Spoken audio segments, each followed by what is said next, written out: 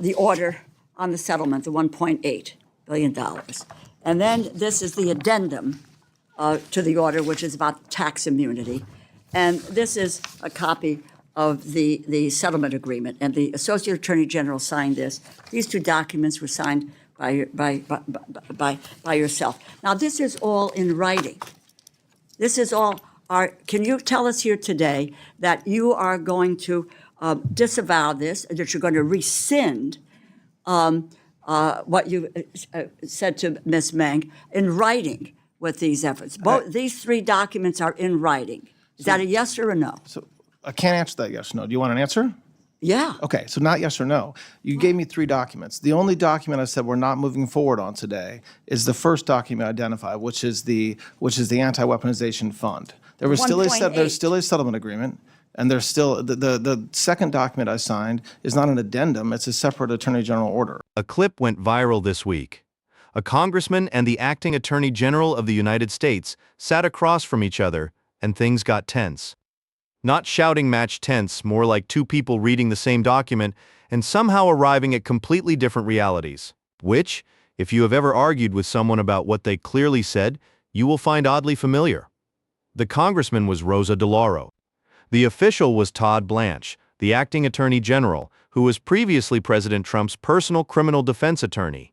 That background matters, not to assign motives, but because it shapes why a lot of people are paying close attention to his decisions right now. So what were they arguing about? A settlement. Specifically, a settlement between the IRS and President Trump, his family members, and their businesses. Settlements with the IRS are not unusual. They happen all the time, for individuals and companies alike.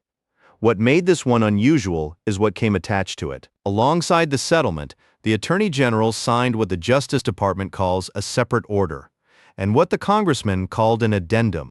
The name, it turns out, was itself part of the argument, which tells you something about how the hearing went.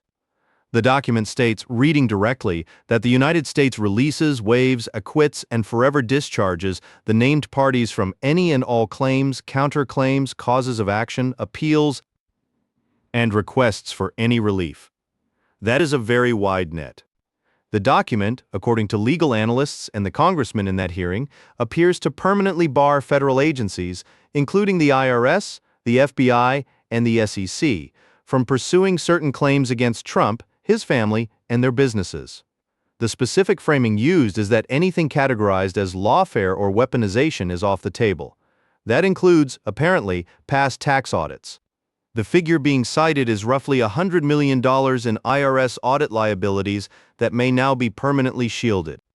Now, Todd Blanch's position, stated repeatedly in the hearing, is that this is a normal part of a settlement, that an Attorney General order accompanying an IRS settlement is standard practice, and that calling it blanket immunity is inaccurate.